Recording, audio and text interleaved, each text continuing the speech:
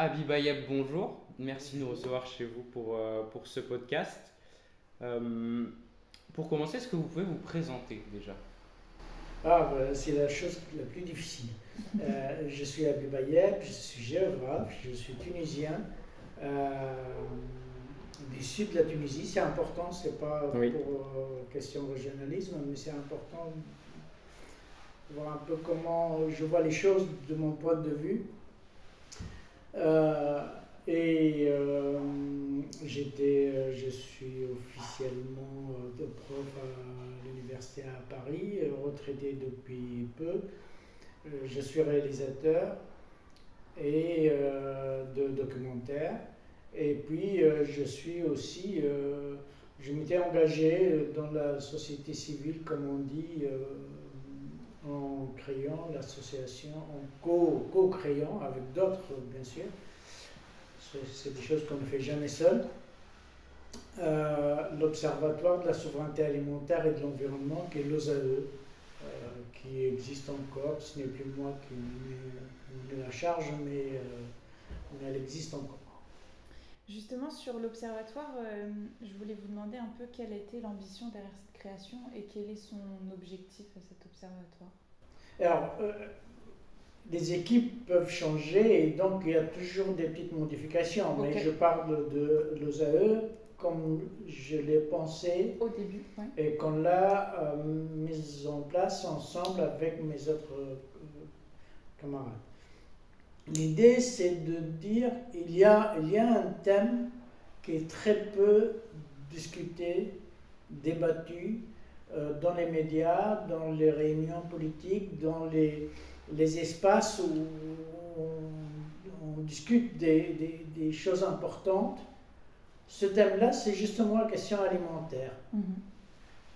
Parce qu'on a l'habitude on importe, quand on manque de blé, on importe, quand on manque de sucre, on importe, et ainsi de suite. Enfin bon, je veux dire, on a l'impression que c'est quelque chose qui fonctionne tout seul, comme si ce n'était pas un problème en soi.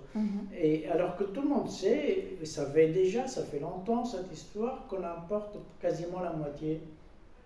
Ça dépend des années. Ça peut monter jusqu'à 80%, mais en général, disons la moitié, entre 50 et 60% de nos besoins alimentaires.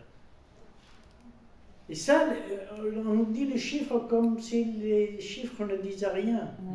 Les chiffres disent quelque chose de très important. Ce chiffre-là dit quelque chose de très important. Si pour une raison ou une autre, une bonne ou une mauvaise raison, on ne peut pas importer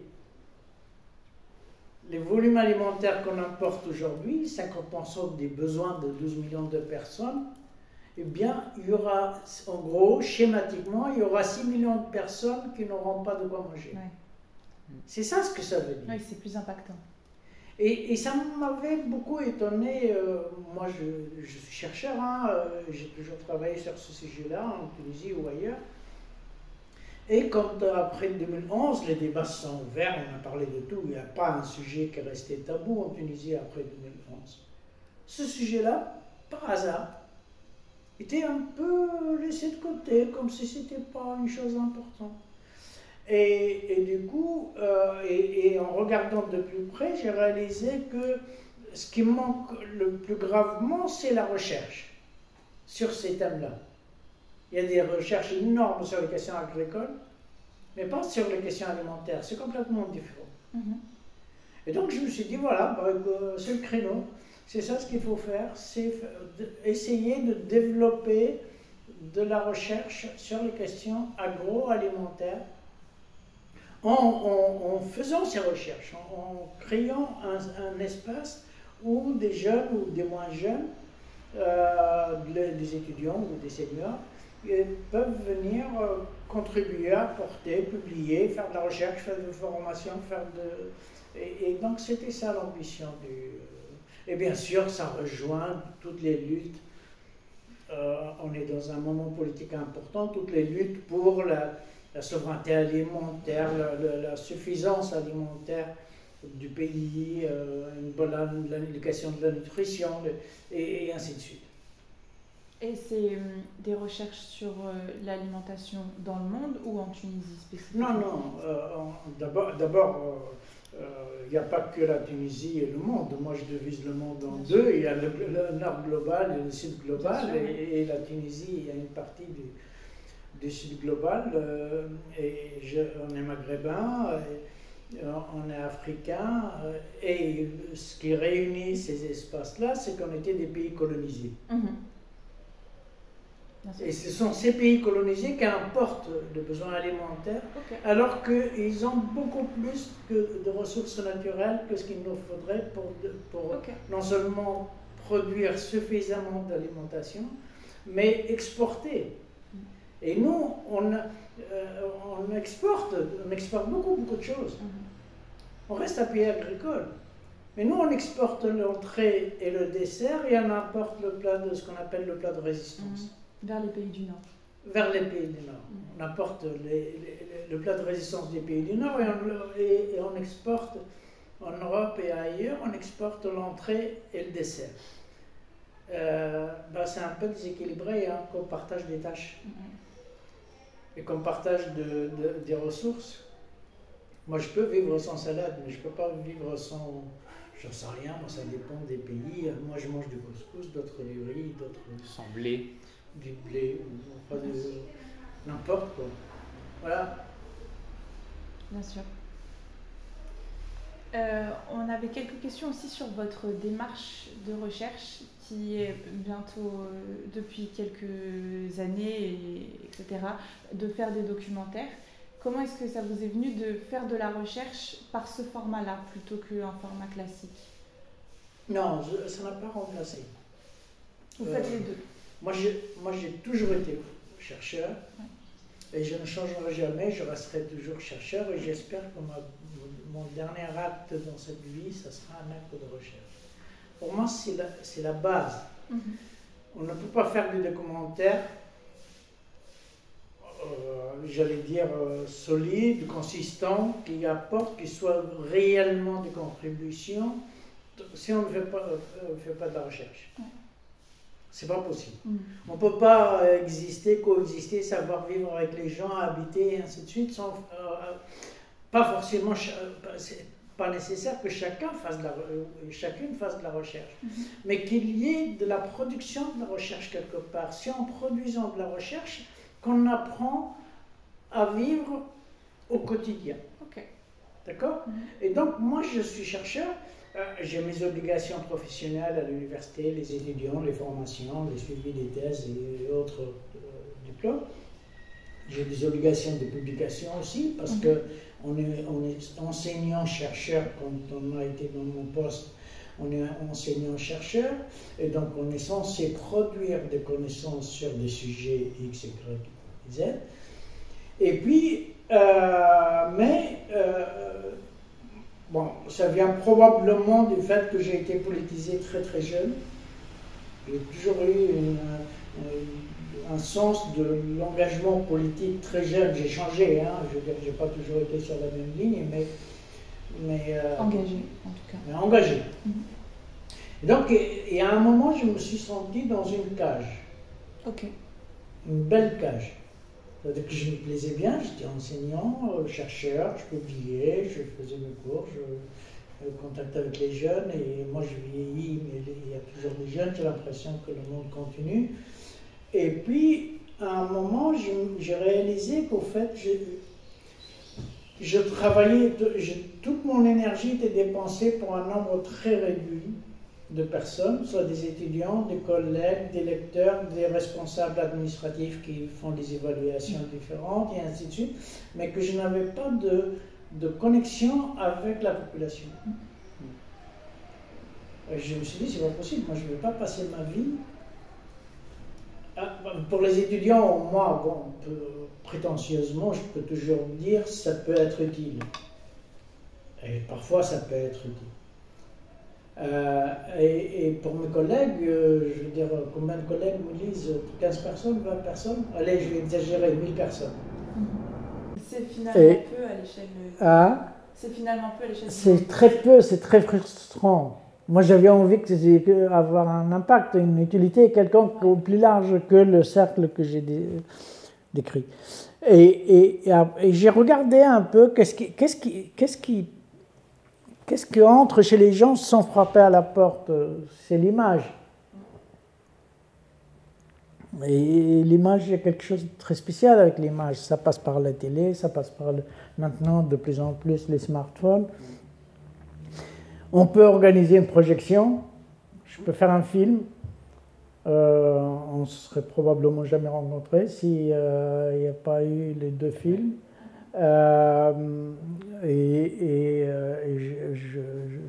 Et donc, ça passe. Donc, tout le monde peut avoir accès à l'image. Le texte, lire un texte académique, c'est réservé à très peu de personnes finalement. C'est pas parce que les autres ne sont pas capables, parce qu'on leur a fait croire qu'ils ne seraient pas capables de lire ce qu'on fait sur les questions de l'eau, l'agriculture ou même l'énergie nucléaire. Je veux dire, on fait croire, et donc ils s'interdisent. Et puis ça prend beaucoup plus de temps. Et du coup, l'image est plus accessible à un nombre infiniment plus grand. Et j'ai décidé... alors, anecdotiquement, j'ai commencé par un sujet parce que j'avais un copain qui s'est filmé et il m'a dit, tiens, ta thèse, on va la transformer en film. Ça m'a plu, ça m'a un peu chatouillé. Et je me suis dit, oui, allez, on fait. Et puis le jour où j'ai fini le montage du premier film, je suis allé acheter une caméra et j'ai décidé de faire du documentaire pour justement avoir cette communication permanente. Ouais, c'est plus accessible en fait sur Internet pour certaines personnes, les documentaires. Oui, où je me balade dans un village et je sors mon truc et je fais une projection. Est-ce que maintenant vos documentaires sont toujours associés à une production écrite, un article scientifique que vous écrivez, quelque chose comme ça, ou pas nécessairement? Ça peut être des sujets différents. Pas un article précis, ni un livre précis, ni une conférence précise, mais sur des sujets sur lesquels je travaille. Ok. Il n'y a pas tout ce que j'ai fait, tout ce que vous avez vu, c'est des choses sur lesquelles j'ai publié systématiquement. Et je refuse de traiter des sujets que je ne crois pas maîtriser suffisamment avant d'entrer. Non, le dernier, le sujet que je maîtrisais le moins, c'est justement celui des changements climatiques. Questions sociales, questions politiques, questions économiques, questions naturelles, voilà. Je maîtrisais moins et du coup ça m'a pris énormément de temps, donc j'ai travaillé pendant 2 ans pour préparer ce que je suis en train de finaliser et qui reste très compliqué à finaliser justement, parce qu'il y a des éléments qu'on ne maîtrise pas. Et non, alors que faire le contraire, ça serait beaucoup plus intéressant financièrement, parce que je m'installe là, j'ai ma caméra et on me demande, tiens, tu viens faire un film sur la danse du diable dans le désert oriental, et j'irai faire le documentaire et je me ferai probablement beaucoup d'argent. Alors que non, je ne fais pas partie de ça. C'est probablement cette auto-limitation, ça vient du fait que je suis d'abord chercheur. Et je n'ai jamais publié quoi que ce soit, ni fait une conférence, ni donné un cours sur un sujet que je ne maîtrise pas. Et vous avez vu l'impact de vos documentaires, par exemple, sur peut-être des décisions politiques qui ont été prises ou juste de la sensibilisation? Est-ce que vous avez vu des gens qui, parce qu'ils ont vu votre documentaire, ont adopté certaines idées et ont changé leur manière de voir les choses? Vous avez vu un impact du documentaire? Décision, non. Décision, okay. En tout cas, c'est des décideurs, je ne crois pas.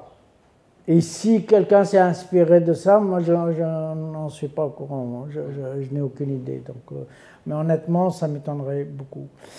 En termes d'influence, je pense que oui. J'ai fait un film qui s'appelle Gabslebes, qui est sur l'environnement, la pollution à Guebes, justement l'impact de la pollution à Guebes. Et ce film-là, je suis sûr qu'il a eu un impact. Ce n'est pas prétentieux, ça j'en ai la certitude. Les autres, c'est beaucoup plus diffus et j'ai envie de dire oui. Mais, au moins une personne, c'est pratiquement... une personne, ça j'en connais plusieurs. Je sais que... Et comment vous avez vu l'impact, par exemple, du documentaire Gabès-les-Bès? Comment vous l'avez vu que ça a touché des gens? Je pense que c'est un des premiers, hein, 2012. Et je pense que ça a participé à le développement de la conscience collective concernant les questions de la pollution à Guebes. Il y a d'autres, il y a une organisation qui est connue, hein, il y a Stop Pollution qui existe, et il y a d'autres activistes à Guebes et ailleurs qui parlent de ces problèmes-là.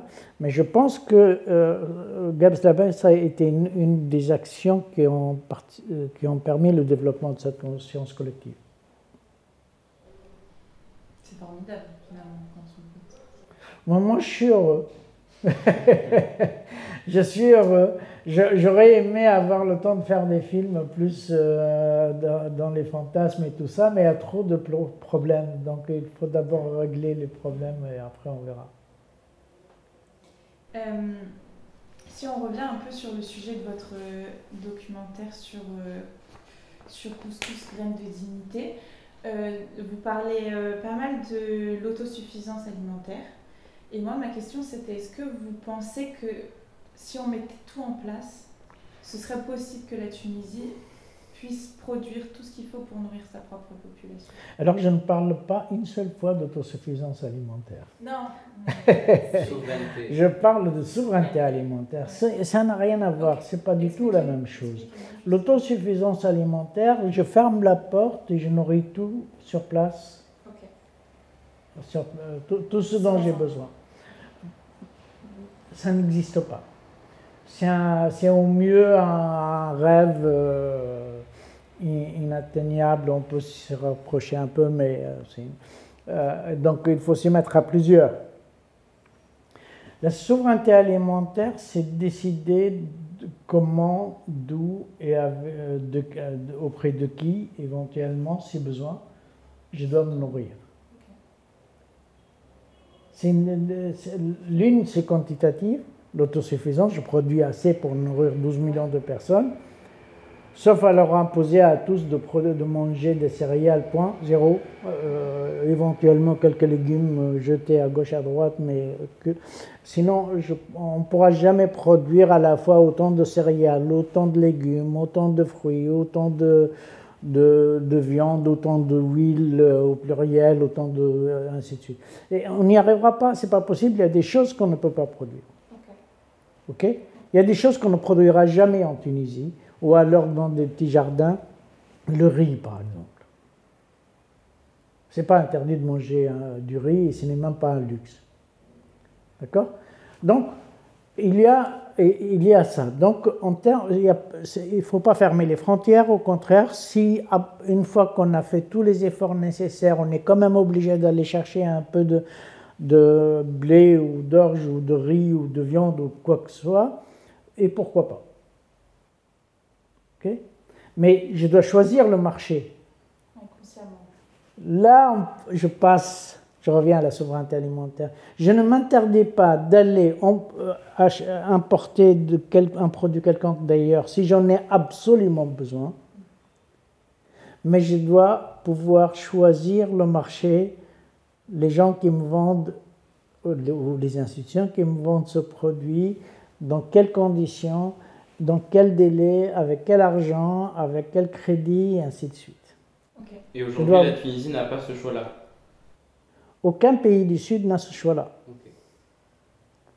Parce que ça, c'est le grand modèle économique qui est un modèle qui prolonge éternellement la dépendance des pays du Sud. Ça a un nom, ça s'appelle les avantages comparatifs, système économique, basé sur les avantages coopératifs. En gros, vous produisez ce que vous pouvez vendre à l'extérieur pour ramener des devises, et vous importez ce dont vous avez besoin pour nourrir la population de l'extérieur. Ok?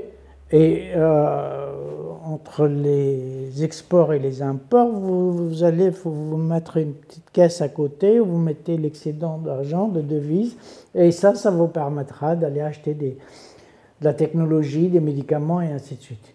Et c'est un système de dépendance totale.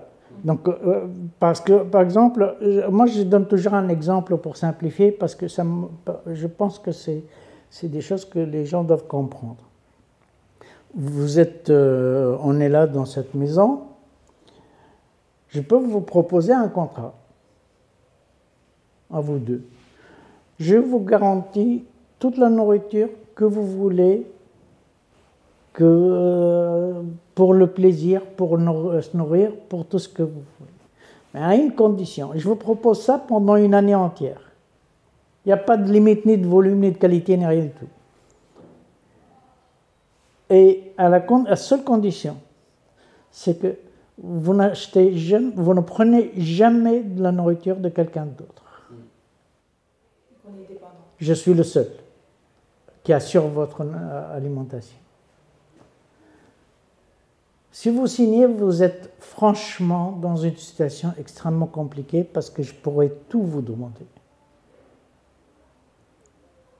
Ok? En termes d'État, je peux vous demander de vous engager dans une guerre avec moi.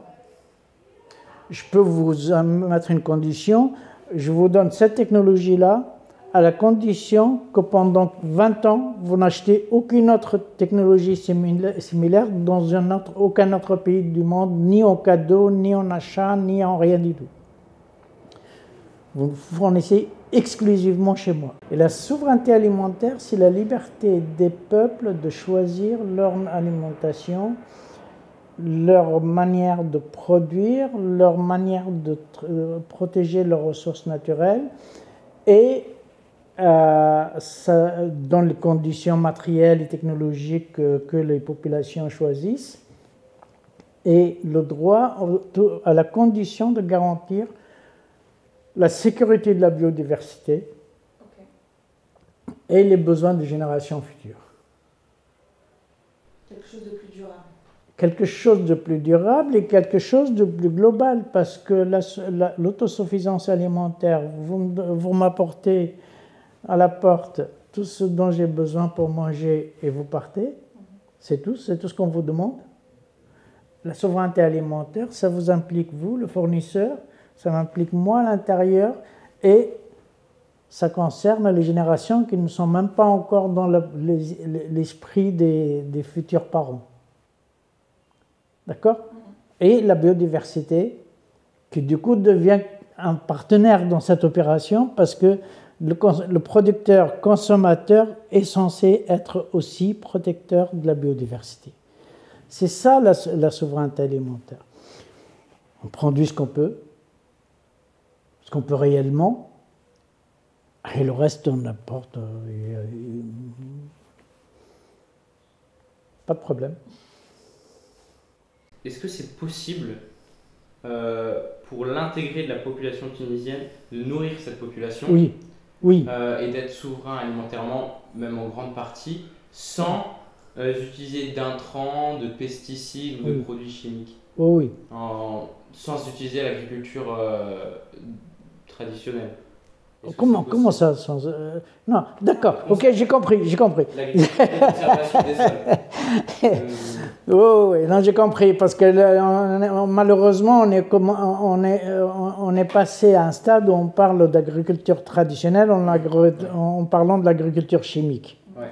Moi, je vous propose de changer, ne plus parler d'agriculture traditionnelle, parler d'agriculture chimique.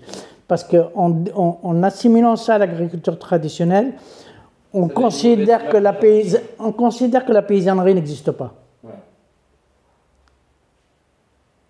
Et c'est ce qui est une énorme erreur. C'est injuste et c'est une erreur. D'abord, c'est injuste parce que C'est grâce à eux qu'on existe nous aujourd'hui. Et si les paysanneries, génération après génération, ne se sont pas nourries, ne s'étaient pas nourries, n'avaient pas nourri les populations, nous, on n'existerait pas aujourd'hui. Et puis, c'est complètement faux, c'est injuste, c'est complètement faux, parce qu'il faut savoir que les paysanneries nourrissent les 2 tiers de la population mondiale. Ce ne sont pas les agricultures chimiques qui nourrissent la population. Dans ce cas, je reformule la question. Est-ce que c'est possible de nourrir la population tunisienne sans utiliser l'agriculture chimique? Absolument. D'accord. Affirmatif, à 100%. Parce que on est 12 millions de personnes. D'accord? En gros, quelques centaines de milliers près. On est 12 millions de personnes. Aujourd'hui, il n'y aura jamais un chiffre vérifiable, d'accord? Donc je vais avancer un chiffre qui est un peu le croisement de ce que j'ai su, ce que j'ai lu, ce que j'ai vu depuis plusieurs années. Je pense qu'on exporte à peu près 65% de l'eau disponible, sous forme de tomates, de pastèques. Il faut savoir que de pastèques, normalement, fin juin, la saison de la pastèque. Je suis arrivé hier de Lyon. Le ramadan a commencé vers le 10 mars. Premier jour du ramadan, il y avait de la pastèque tunisienne vendue à Lyon. C'est vrai? Oui. Pourtant, on n'en voit pas encore vraiment ici. Eh bien, venez à Lyon. Vous allez voir. OK? Ça fait partie de cette eau tunisienne qui est exportée. Donc, 60 à 70%, mais disons, puisque c'est un chiffre un peu comme ça, un peu arbitraire, je le reconnais, disons 50%. Avec 50% de l'eau qui reste, qui n'est pas exportée, on nourrit la moitié de la population. Si on rajoute les 50% qu'on exporte, on nourrit l'autre moitié de la population. Et on a toute la population qui est nourrie. Alors, bien sûr, il faut s'entendre sur les termes, parce que les mots ont un sens. Je ne peux pas nourrir même pas la moitié de la population si tout le monde décide de manger un peu selon les fantasmes et les envies du jour où... Et du gâchis. Hein? Et avec beaucoup de gâchis comme... Oui, mais même si les gâchis, finalement, ça se recycle automatiquement, même quand on met à la poubelle, ça se recycle les gâchis. Il y a tout un travail à faire sur ce qu'on appelle les gâchis. Pour moi, le grand gâchis, c'est prendre 50% de l'eau disponible, l'exporter. Et après pleurer, dire qu'on n'a plus assez d'eau. Et puis, il faut changer complètement le système économique agricole. Il faut arrêter ce système basé sur justement les avantages comparatifs. Moi, je ne m'estime pas obligé à continuer à exporter des oranges, ni des dattes, ni des je ne sais quoi encore, ni de la pastèque, ni des cerises, ni des fraises, ni rien du tout. En tant que responsable, si j'avais la responsabilité, mais que je ne veux pas, en tant que responsable, le ministère de l'Agriculture devrait être à 100%, pas 99%, 100% pour la production alimentaire et la protection de la biodiversité. Pas pour autre chose. Et rien ne doit être produit dans le pays dans une logique d'export. On produit d'abord, et puis s'il y a des excédents, on ne sait jamais, il peut y avoir des excédents. Dans ce cas-là, on exporte. Je vais me limiter à un exemple qui est très important, l'huile d'olive. Je ne sais pas si vous avez regardé les statistiques de la FAO. Importation d'huile végétale, importation annuelle d'huile végétale de la Tunisie, c'est la FAO, les chiffres de la FAO sont donnés par les États nationaux légèrement corrigés quand on voit qu'il y a de grosses lacunes. Parce qu'il y a des États qui ne donnent pas toujours des bons chiffres. Bon. Mais c'est des chiffres quasiment officiels, c'est presque les chiffres tunisiens. on importe 97% de nos besoins en huile végétale. C'est énorme. On est l'un des 4 premiers pays producteurs et exportateurs d'huile d'olive. Ça n'a pas de sens. Et puis aussi, l'huile d'olive devient plus chère, même en Tunisie. Même pour, j'allais dire, même pour moi, je ne suis pas le milliardaire tunisien, loin de là, il y en a beaucoup plus riches, mais quand même, j'ai quand même un revenu, je fais partie de la classe sociale qui a un revenu largement correct. 30 dinars, l'huile d'olive, le litre, c'est cher. C'est très cher. Moi, j'ai été sauvé parce que moi, j'ai vécu dans la famine. Moi, je suis un rescapé de la famine. Dans le sud, là où je suis né, avec ma famille. Avec quoi rescapé? Avec l'huile d'olive. Un peu de céréales, un morceau de pain pourri, n'importe quoi. Et un peu d'huile d'olive. L'huile d'olive, miel et du pain, même. Non, pas de miel. Nous, on n'avait pas de miel. Non, l'huile d'olive. L'huile d'olive. Et avec n'importe quel autre truc féculent, et on était nourris. Parce qu'à l'époque, c'était une denrée qui n'était pas si chère que ça. Parce qu'à l'époque, l'agriculture n'était pas toute... comment dire? Les agriculteurs n'étaient pas tous connectés. Et du coup, les productions restées localement, n'avaient pas accès au grand marché. Aujourd'hui, au fin fond, avec un olivier, vous produisez 20 litres. Si vous voulez absolument les exporter, vous pouvez. Il suffit d'appeler le grossiste qui va acheter. Vous vendez très mal, mais vous pouvez vendre l'huile d'olive et comme ça, c'est garanti, c'est vendu. D'accord ?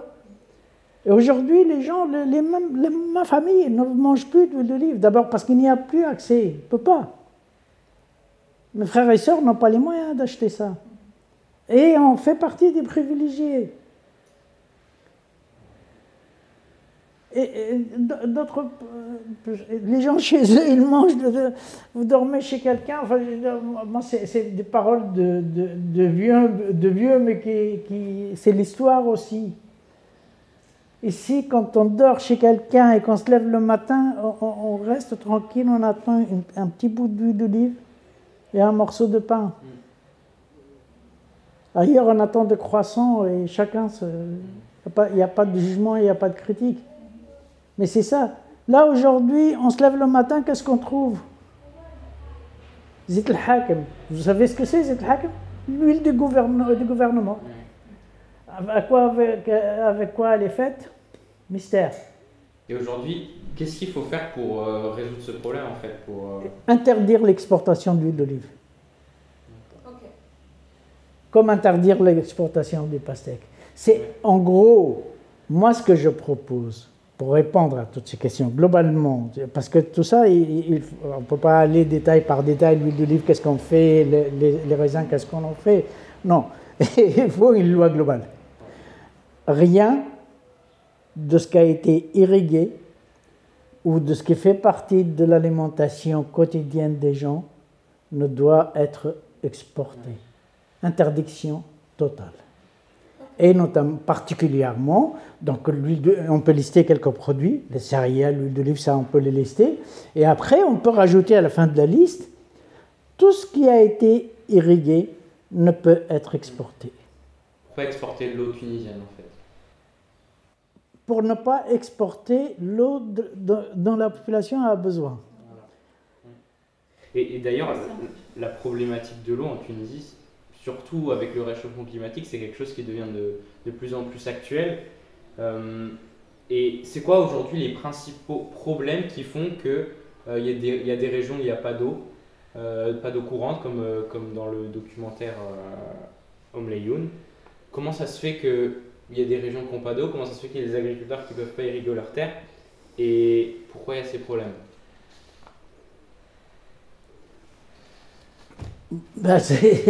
C'est un manque d'eau, c'est une mauvaise gestion de l'eau disponible. J'ai une formule que je dis souvent, mais que je vais détailler. Il y a toujours suffisamment d'eau partout dans n'importe quel pays du monde, sauf si on décide un jour de fleurir les déserts et les mers. Ok?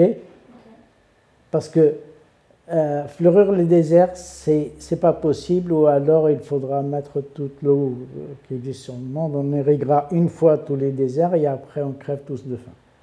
Mais comme le désert monte, si on n'irrigue pas les déserts, ça risque aussi de... Il y aura moins de terre. Si je dois répondre à cette remarque, ça risque de prendre beaucoup plus de temps, mais en gros, c'est pas grave. je vous laisse décider. Moi, ma réponse, c'est que le désert ne monte pas. Ok, d'accord. Bah, Ok? ouais. Il n'y a pas de phénomène de désertification. Il y a un phénomène de destruction.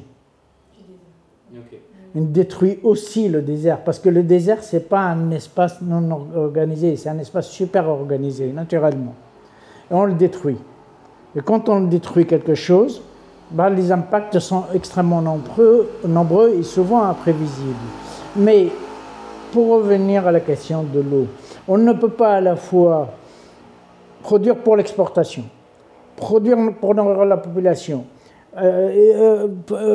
avoir de l'eau pour les gaspillages urbains multiples et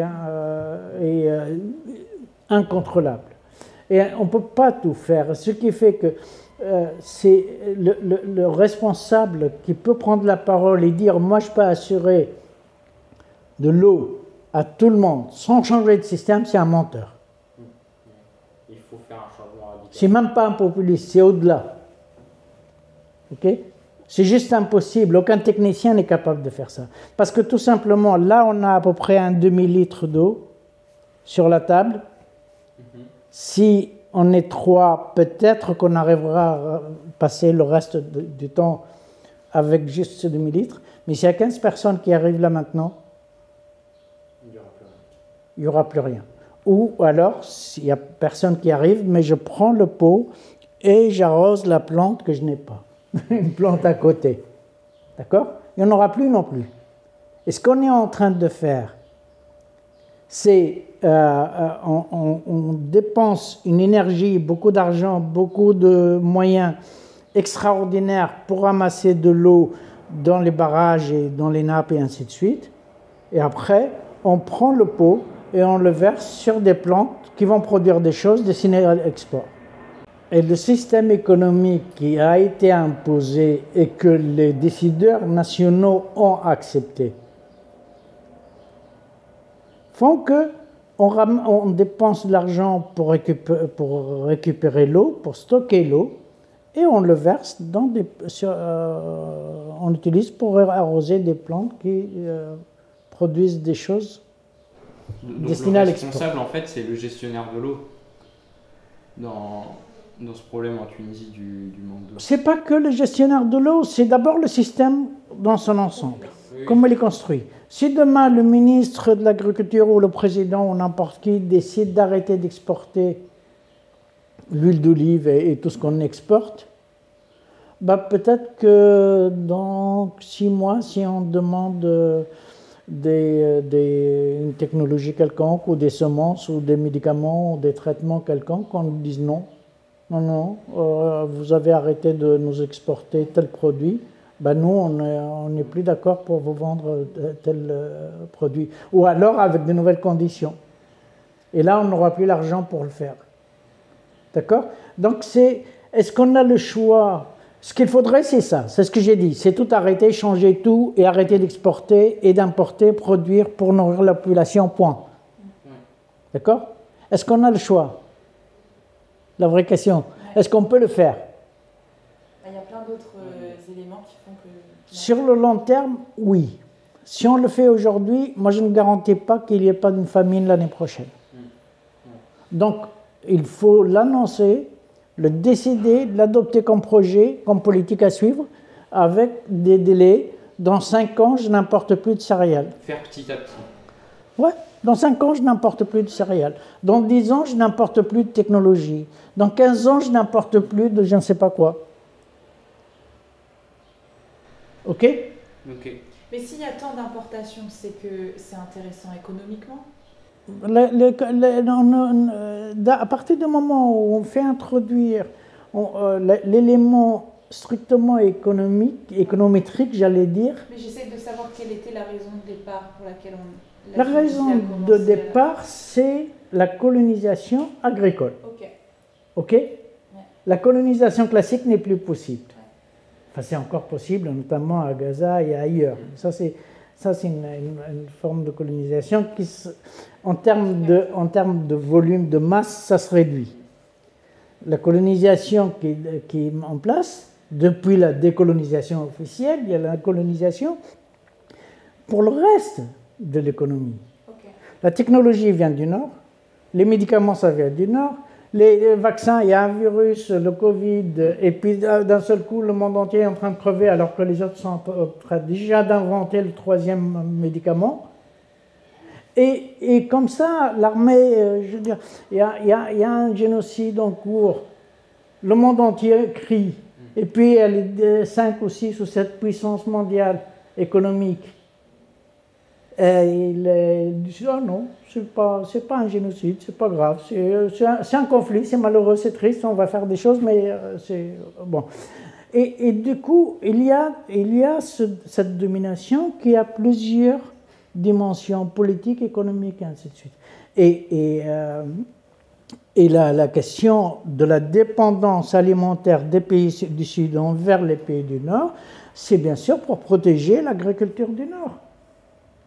L'Europe, sur quoi elle s'est construite? Sur les questions agricoles. Le sommet de Rome, la déclaration de Rome, c'était quoi? C'était pour arriver à cette puissance agricole qu'on a aujourd'hui et qui impose toutes ces lois.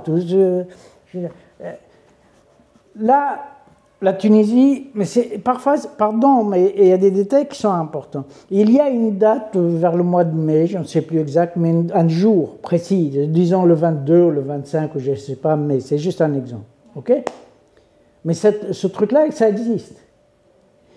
Avant cette date, je peux exporter mes produits agricoles, et notamment les fruits, les fraises et autres pastèques et raisins et ainsi de suite, tomates aussi, les légumes irrigués, je peux les exporter en Europe sans payer de droits de douane. D'accord.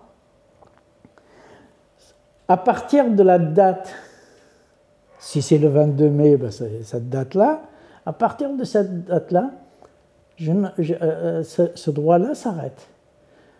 Tout, ne serait-ce qu'un gramme envoyé en Europe doit payer des taxes. Donc, c'est même pas décidé en fonction des cycles végétatifs ou des cycles. Et c'est ça ce qui fait qu'on a aujourd'hui des pastèques au mois de mars.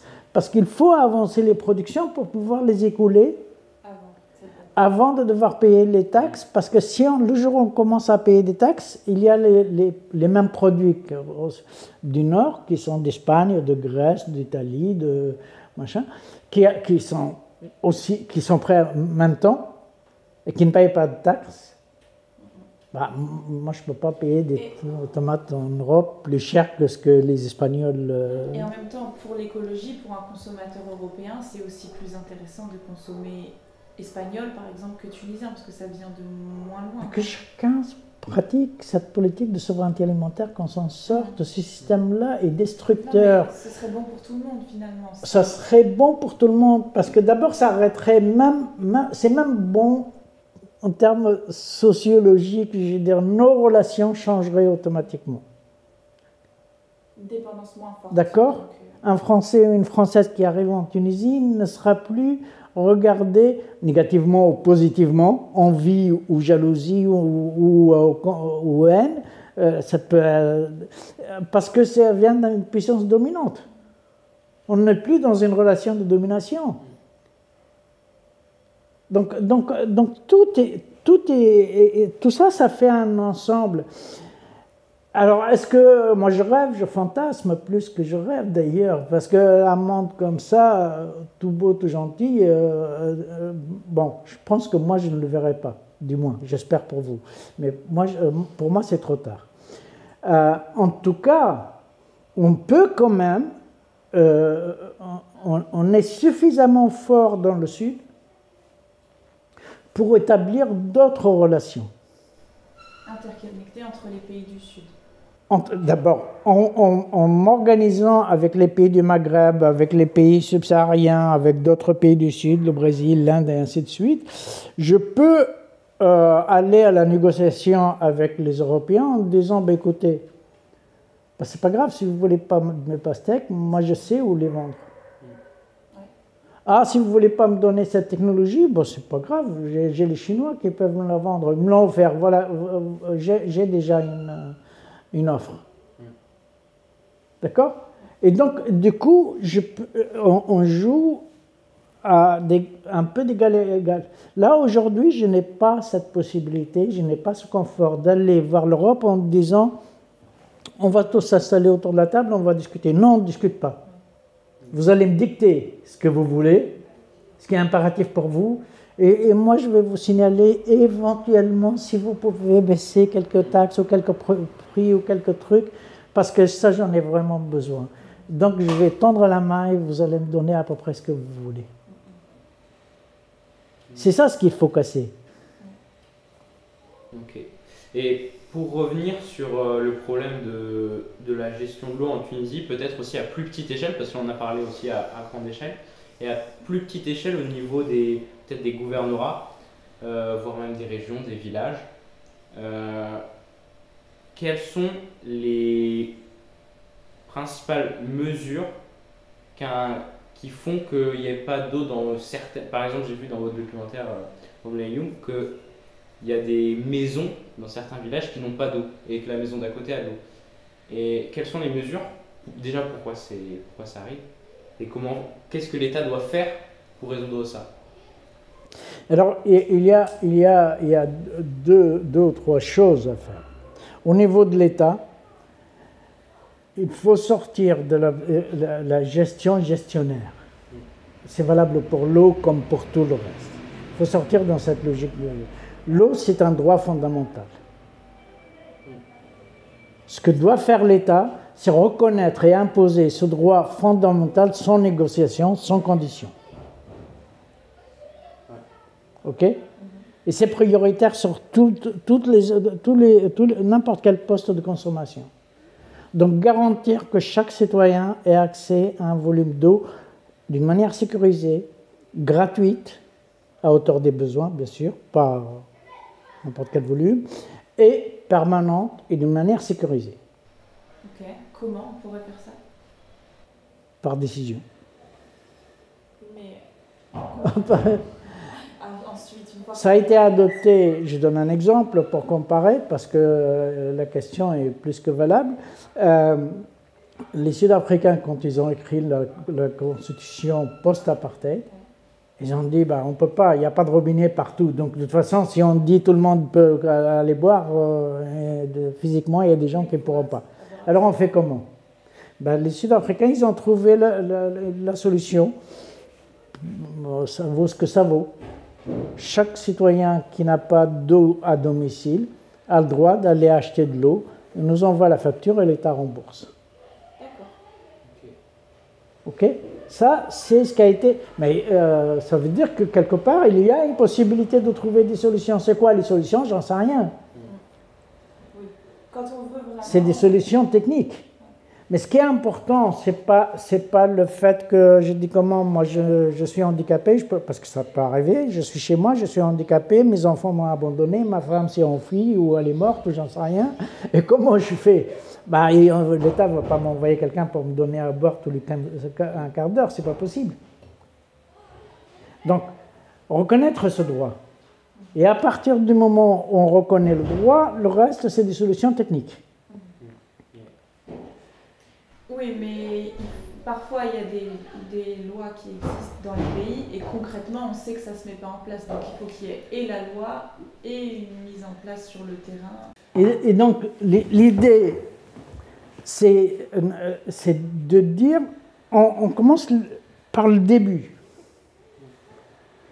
Il n'y a pas de solution miracle, il n'y a pas de solution facile, il y aura des problèmes techniques. Ici, c'est comment donner de l'eau à tout le monde. Là-bas, c'est comment apporter telle aide de je ne sais pas quoi, ainsi de suite. Voilà, comment assurer le transport des produits, comment faire ceci ou cela. Et comment construire des écoles partout et comme ça. Bon, voilà, donc ça, c'est des choses, c'est la fonction des gestionnaires. Justement, les gestionnaires doivent trouver des solutions. Je rajouterais que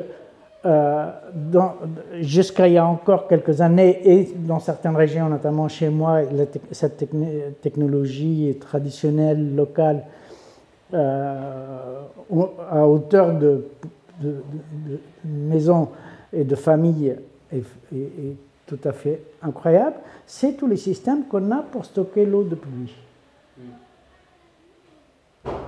qui sont très très anciens et très développés. Dans le sud, il n'y a pas une goutte de pluie qui se perd. Ok. Il suffit de les généraliser, de les accepter. Là, il y a un racisme technologique. Depuis les indépendances, on vit une sorte de ségrégation technologique. Le robinet, c'est moderne. La citerne d'eau qui recueille l'eau de pluie, ah non, ça c'est pas moderne, et puis c'est mauvais, et puis c'est traditionnel, et puis on n'est pas sûr de la qualité de l'eau, et ainsi de suite. Et donc, il faut changer. Il y a des solutions techniques. Les populations locales peuvent inventer des systèmes. Il faut faire confiance aux populations locales, et surtout aux paysans, justement.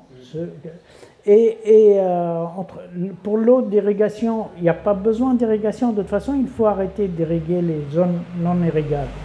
Mais les technologies hydrauliques locales pour stocker de l'eau de pluie, nous, on a fait dans le sud, c'est ce qu'on appelle les jeux sourds. C'est des mini-barrages qui retiennent l'eau pendant une semaine.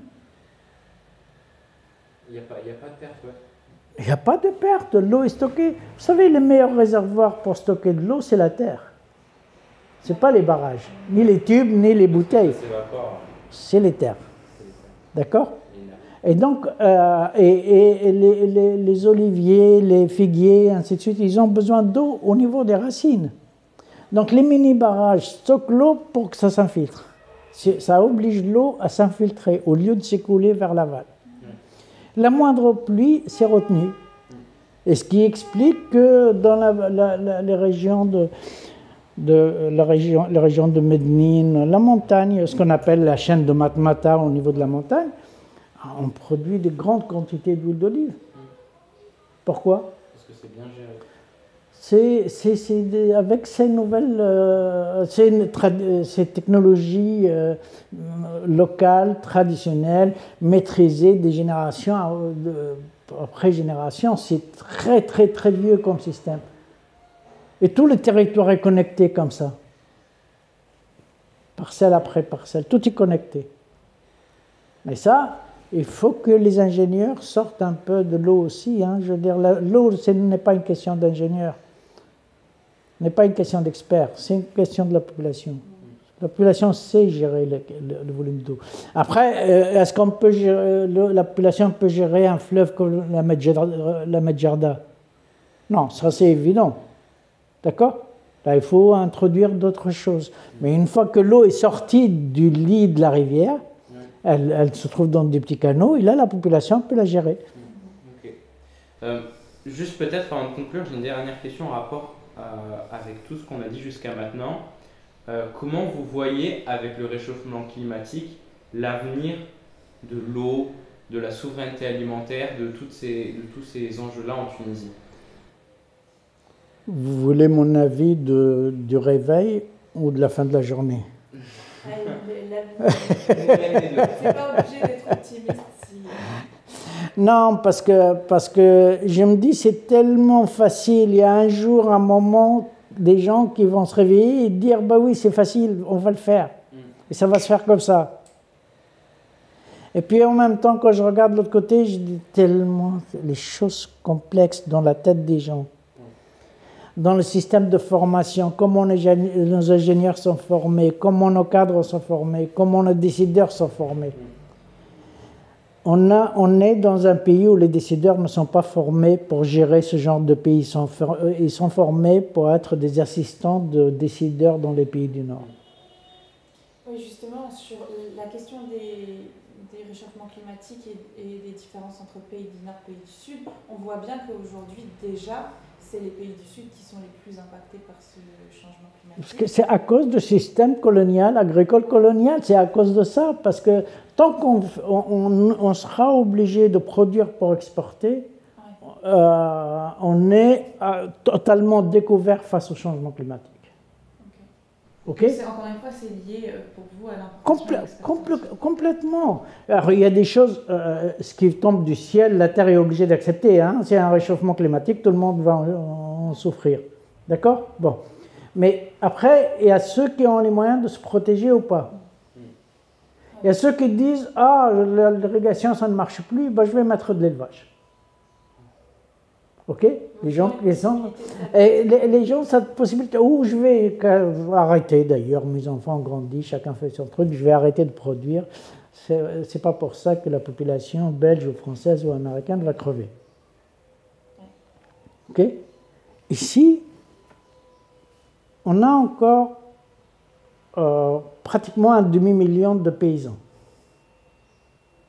Paysans, hein, je ne parle pas de l'ensemble des producteurs. Pour moi, un paysan, tous les paysans sont des agriculteurs et tous les agriculteurs ne sont pas paysans. Okay. Paysans, ça, c'est réservé au groupe de producteurs qui travaillent d'abord pour nourrir, qui protègent nourrir leurs enfants, leur village et protéger la biodiversité, penser aux générations futures. C'est ça un paysan, c'est lui qui travaille la terre directement. L'objectif n'est pas de gagner de l'argent, mais de... Il y a les autres producteurs dont l'objectif, c'est le contemporain. Ok. Et nous, on a encore presque un demi-million de paysans. Et si on ne crève pas de faim, c'est grâce à ces gens-là. Ce n'est pas aux autres. Okay? C'est ces gens-là qui continuent à nous protéger, pas seulement en produisant en volume, mais aussi en question d'eau, par exemple. On continue à gérer l'eau à la manière traditionnelle dans les régions marginales, un peu dans le sud et ailleurs.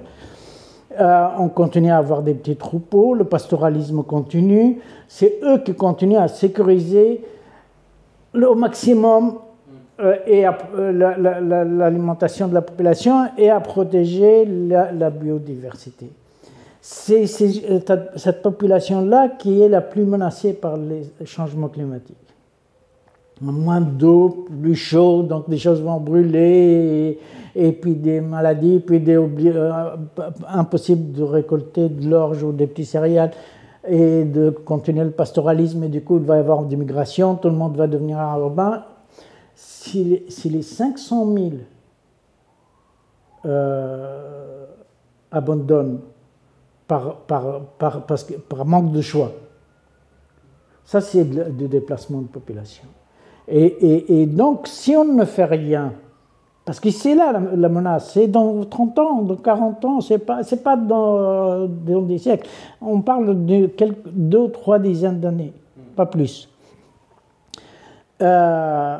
Si on ne fait rien, cette population de résistants paysans encore va finir par abandonner, parce que quand c'est trop, c'est vraiment trop, il va migrer, il va y avoir un déplacement de population, tout le sud va se vider. Moi, je pense que dans 30 ans, malheureusement, c'est un risque que c'est pas impossible que j'en voie le début avant de partir, parce que c'est imminent, si on ne fait rien. Et voilà, et ça veut dire que tout va se détruire. Ça veut dire que la biodiversité va disparaître. Ça veut dire que les systèmes de conservation, il y aura encore moins d'eau, paradoxalement. Il y aura moins d'huile d'olive. Il y aura moins de céréales. Vous voyez? Donc, et c'est ça le problème. Et si la politique agricole ne change pas, si on continue à travailler dans ce système de dépendance en produits pour exporter, là, je vous garantis que dans 20 ans, au plus tard, le grand exode rural commencera inévitablement. Il n'y a aucune chance d'échapper. Donc voilà, le matin, je n'ai pas la tête très fraîche. Je suis plutôt un peu dans les vapeurs et je suis très positif. Et dans la journée, quand je me rappelle tous ces défis, je me dis c'est dommage parce que ce n'est pas impossible. On n'est pas condamné. Mais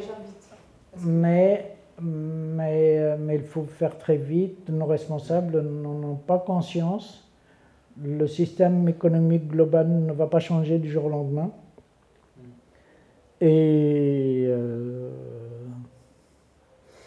Dieu est parti se reposer, je crois. Je ne suis pas sûr qu'il... voilà, c'est terrifiant, c'est terrifiant. Moi, je le vis, je suis terrifié. C'est pas un problème, c'est pas une question intellectuelle pour moi. Okay. On voit les solutions. Ouais. Mais parler, c'est beaucoup plus facile. Si quelqu'un me lance le défi, me donne le pouvoir, me dit vas-y, maintenant fais-le. Je suis pas sûr que j'y arriverai. Donc voilà. Peut-être pour conclure, on va vous poser 2 dernières questions. La première, c'est est-ce que vous avez une œuvre, un livre par exemple, à conseiller en rapport avec ce qu'on a parlé jusqu'à maintenant, à conseiller à nos auditeurs qui voudraient poursuivre un petit peu sur le sujet, soit un livre, soit un film, des documentaires que vous avez réalisés, ils seront bien sûr mis en Ah, avant. que moi j'ai fait? Mais non, pas forcément. Bien sûr que non. En lien avec ce qu'on a dit jusqu'à maintenant. Non, mais je pense qu'il faut sortir des œuvres. Ça n'existe pas, des œuvres. Il y a des gens qui ont fait des efforts. Et il y a des gens qui ont compris de quoi il s'agit. Et je pense que l'œuvre fondamentale, s'il y a une œuvre intellectuelle, elle est chez les paysans, elle n'est pas écrite. Elle est orale. Okay. Et je pense que si on veut connaître des choses, si on veut penser l'avenir agricole, alimentaire, écologique et ainsi de suite, il faut revenir chez ces gens extraordinaires qui sont les paysans, qui sont la mémoire. La mémoire de ce que la nature et les politiques et autres ont fait de ce pays. Eux, ils savent. Si je parle juste un exemple, je n'essaie pas d'échapper aux questions parce que je peux vous citer une biographie complète si vous voulez, ce n'est pas la question. Mais si vous voulez par exemple savoir, et ça je le dis vraiment très très sérieusement, si vous voulez absolument savoir comment c'est fait et comment continue à se faire la conservation des semences locales. On parle souvent des semences locales. OK? Alors, vous ne trouverez jamais un bon livre pour ça. Ça n'existe pas. Allez voir les femmes paysannes.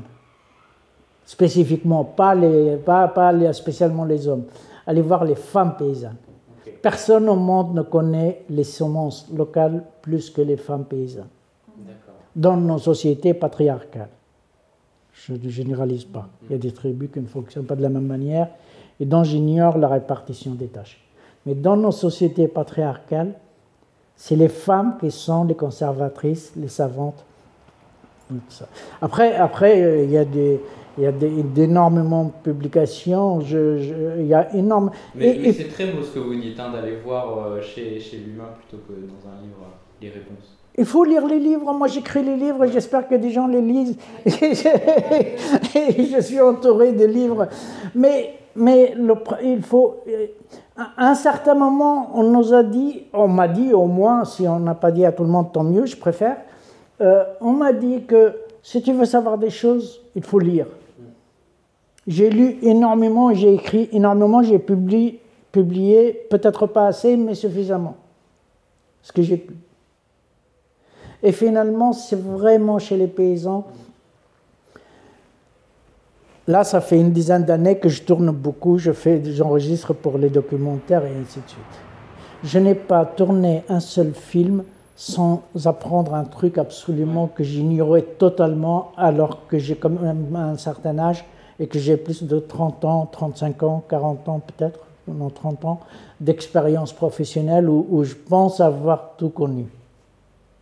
J'ai eu la chance de voyager partout, je connais des sociétés totalement différentes et un paysan juste à côté qui me dit « Ah non, tu regardes pas le bon endroit là.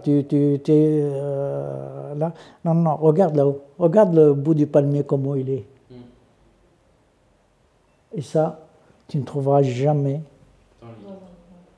dans un livre. Et je vais te donner l'exemple, comme ça, peut-être que ça peut intéresser quelques personnes. Quand vous regardez depuis quelques années, si vous allez dans une oasis, regardez là où la saison de récolte, hein, souvent on voit les dates avec une petite pellicule dessus, sèche, un peu séchée, comme une peau séchée au soleil, un peu comme ça. Qui est capable d'expliquer ça? Moi, je croyais que c'était juste la chaleur, un truc comme ça. C'est le ciment qui est par terre. Le ciment, ok. Oui, parce qu'en cimentant les canalisations, soi-disant pour conserver l'eau, on empêche l'infiltration de l'eau. Et ce qui faisait que les dattes sont douces, un peu mielleuses, quand on touche, ça colle. Il n'y a pas cette peau. Quand on touche une datte, normalement, c'est comme du miel, quoi. On a l'impression qu'on a ramassé un peu de miel. Okay? Ça, c'est l'humidité. Si vous empêchez l'humidité qui monte, les dattes se protègent comme elles peuvent. Elles se mettent une pellicule pour ne pas cramer. Ça, c'est un paysan qui me l'a appris en faisant le film Couscous, les graines de la dignité. Aucun universitaire ne vous dira ça. C'est super intéressant, merci beaucoup pour ça. Est-ce que vous avez un conseil pour les jeunes générations? C'est la dernière question. Profitez de la vie est trop courte. Okay, Profitez de la vie. Non, mais je blague, mais je suis très très sérieux là-dessus parce que malheureusement on se rend compte un peu tard que la vie est trop courte. Ça va tellement vite. Profitez de la vie. Mais évitez de faire du mal en voulant faire du bien sans réfléchir sur la méthode, la manière, le truc. On fait souvent des catastrophes avec de très très bonnes intentions. Prendre le temps de lire et de comprendre et prendre le temps. Moi j'ai été universitaire, je suis toujours universitaire, mais professionnellement je l'étais, j'enseignais, je dirigeais des thèses. Et les étudiants qui ont fait leurs travaux de recherche avec moi, quand ils commencent à me présenter un projet, enfin tout ça je vois à peu près, une fois que j'ai dit d'accord, maintenant vous prenez votre sac à dos et foutez le camp. Je ne les envoie pas ramasser une bibliographie. Allez sur le terrain. Et vos profs, à partir d'aujourd'hui, ce n'est plus moi. Ce sont les paysans. Une fois que vous aurez bien appris votre leçon, revenez, on verra ce qu'on peut faire avec. On peut corriger, on peut modifier, on peut compléter. Mais allez d'abord prendre le savoir. La population locale n'est pas ignorante. Elle est beaucoup plus savante que ceux qui sortent des écoles. D'accord. Eh bien, merci beaucoup.